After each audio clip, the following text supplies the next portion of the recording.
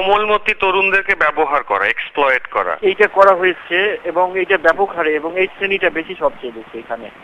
এবং আরো কিছু বিষয় যে আমি বললাম যে লেখাপড়া বা শিক্ষার যে আলো পৌঁছে নাই অনেক এলাকায়, দুর্গম এলাকায়, দুর্গম গ্রামগুলো যেখানে রাস্তা হয় নাই, ঘাট হয় নাই, বিদ্যুতের আলো যায় নাই, উন্নয়ন বলতে যা হয় নাই, যেখানকার একটা ছেলে বা মেয়েকে সরকারিভাবে কোনো চাকরি দেওয়া, পুনর্বাসন বা এই ধরনের কোনো তৎপরতা বা এই সুযোগগুলো তারা বঞ্চিত হয়েছে, যে কারণে তারা এই জঙ্গিদের যে এক ধরনের সংগঠিত জঙ্গিদের যে প্রলোভন, সেখান থেকে তারা ফিরে আসতে পারে নাই।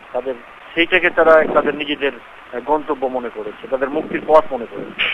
এবং এই কারণে এই যে বাগমারা অঞ্চলটা খুবই দুর্গম অঞ্চল, আত্রাই অঞ্চল, এই রানীনগর, এই এলাকাগুলোতে খাল, বিল, নদী, নালা এগুলোতে সব ভরা, এবং সেখানে যাওয়ার জন্য কোনো রাস্তা নেই।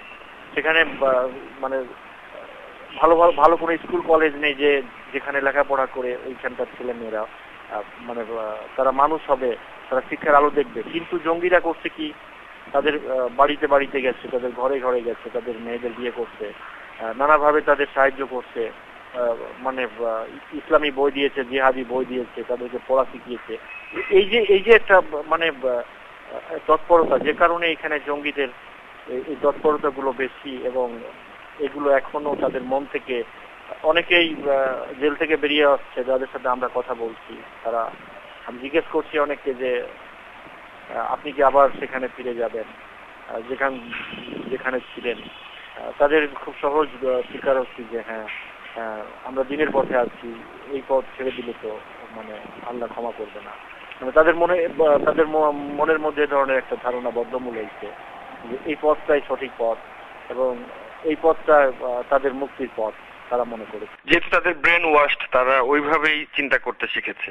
আরো কিছু বিষয় যেটা হয় যে এখানে এই জঙ্গি তৎপরতার বিষয়টা যে দমনের ব্যাপারে যে পুলিশ বাহিনী কাজ করছে বা র্যাব বাহিনী কাজ করছে এলাকায়, এখানে আরো কিছু বিষয় যে আমরা কাজ করতে গিয়ে আমাদের মনে হয়েছে, এবং এ ধরনের অভিযোগ আমরা পেয়েছি। একটা ফ্যামিলিতে দেখা গেছে একটা ছেলে হয়তো জঙ্গি তৎপরতায় যুক্ত বা তার নাম আছে, কিন্তু পুলিশ বা র্যাব বাহিনী গিয়ে দেখা গেছে তার পুরো ফ্যামিলিকে ধরে থানায় এনেছে, তার পুরো ফ্যামিলিকে হয়তো দেখা গেছে অনেক মামলায় তাদেরকে নাম দিয়ে দিচ্ছে। যখন একটা পরিবার সহ শুদ্ধ যখন তারা এখানে একটা নিপতিত হয়েছে, স্বাভাবিকভাবেই তারা এটাকে মানে তাদের উপর নির্যাতন মনে করছে, এবং এই জায়গাটাকে তারা মনে করছে যে না, এটা মানে তাদেরকে আরো বেশি তাদেরকে এখানে যুক্ত হওয়ার জন্য যে মানসিকভাবে ক্রিয়া করে দেওয়া, ডাইভার্ট করে দেওয়া, এই কাজটা করতেছে। এগুলো পুলিশের উপর লেভেল থেকে কোনো তদারকি হয় না।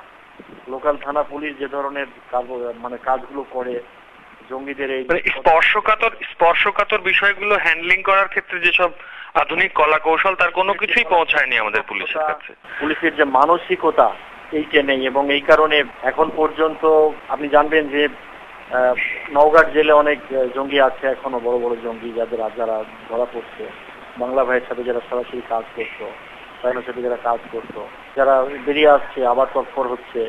এখনো সেই তৎপরতা তারা হয়তো মাঠের বাইরে না করে ঘরে করছে, কিন্তু তাদের তৎপরতা অব্যাহত আছে। এবং এইকে দেখা গেছে যে এখন হয়তো একটা প্রতিকূল পরিবেশে তারা হয়তো মানে প্রকাশ্যে সংগঠিত হচ্ছে না, কিন্তু যখন অনুকূল পরিবেশ আসবে, হয়তো একটা সরকার বদল হবে, আরেকটা কোনো পরিবেশ আসবে, তখন তারা আবার মাঠের ঘরের বাইরে আসবে এবং তারা আবার তৎপর হবে, এতে কোনো সন্দেহ নাই। এবং আমার অভিজ্ঞতা থেকে আমি এটা দেখছি যে এটা হবে আর কি।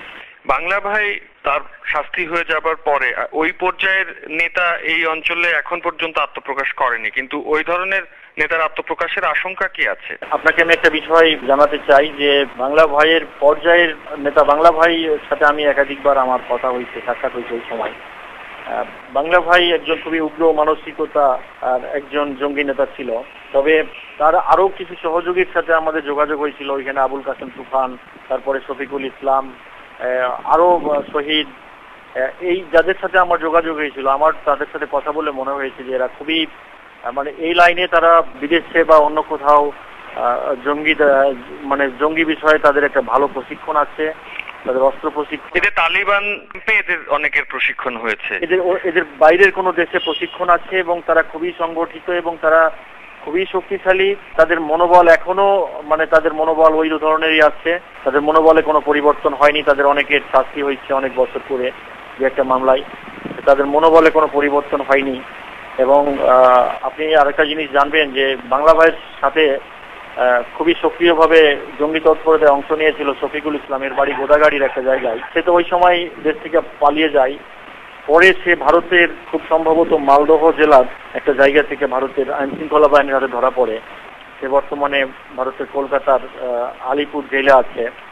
এরা এক সময় যদি বেরিয়ে আসে, তারা যদি কোনোভাবে অনুকূল পরিবেশ পায় ছুটে আসে, তবে বাংলা ভাইয়ের চেয়েও তাদের এই যে ব্যক্তি এবং পরিধি, তাদের যে জঙ্গি মানসিকতা, এটার বহিঃপ্রকাশ ঘটবে এবং ভবিষ্যতে এই ধরনের পরিস্থিতি ঘটলে অবাক হতে থাকবে না। তাহলে এই ক্ষেত্রে এই মুহূর্তে যেটা দেখা যাচ্ছে যে বর্তমান সরকার ক্ষমতায় থাকাতে এবং আইন শৃঙ্খলা বাহিনী তৎপরতার কারণে প্রকাশ্যে তারা নেই, কিন্তু তাদের কর্মতৎপরতা থেমে নেই। কর্মতৎপরতা তাদের প্রত্যেকটা জায়গায় আছে। তাদের কোনো জায়গায় বেশি ছিল, এখন হয়তো কম আছে।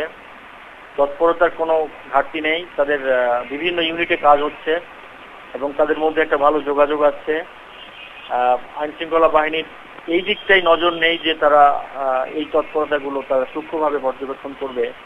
এই ধরনের প্রশিক্ষিত বা মানসিকতা সম্পন্ন যে আইন শৃঙ্খলা বাহিনীর সদস্য, তাদের কর্মকাণ্ড এই ধরনের কোনো নেই।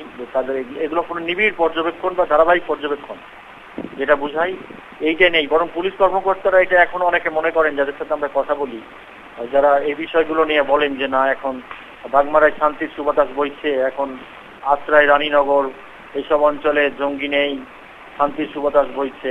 এটা অনেকটা ওই যে দেখবেন যে খারাপ ছাত্র যারা, তাদের বা পড়াশোনায় যাদের মনোযোগ নেই, তাদের মনে হয় যে হ্যাঁ আমার পড়াশোনা হয়ে গেছে, প্রিপারেশন ঠিক আছে, পরীক্ষার হলে গিয়ে বুঝতে পারে যে আসলে কিছু ঠিক ছিল না। তারা তারা এইগুলোকে তারা এই ধরনের যে তাদের যে বক্তব্য এবং আত্মতুষ্টি, এটা এক সময় আরো ক্ষতির কারণ হবে এবং তারা এখনই হয়তো এটা অনুমান করতে পারছে না যে এই জঙ্গিরা এখনকার পরিবেশে তারা হয়তো এই তাদের তৎপরতাটা সুস্থ আছে, কিন্তু এটা প্রকাশ্যে বেরিয়ে আসলে এটাকে সামাল দেওয়া, নিয়ন্ত্রণ করা এক সময় তাদের পক্ষে অনেক কঠিন হবে এবং এটা নিয়ন্ত্রণের বাইরে চলে যাবে। যেটা 2001 সাল থেকে পরবর্তী 5 বছর, প্রায় 5 বছর বলতে আমি 2005 পর্যন্ত এই তৎপরতাগুলো প্রকাশ্যে ছিল। তখন আমরা দেখেছি যে পুলিশ বাহিনীর সামনে জঙ্গি মিছিল করা, লক্ষণ করা, এসব তৎপরতা প্রকাশ্যে ছিল।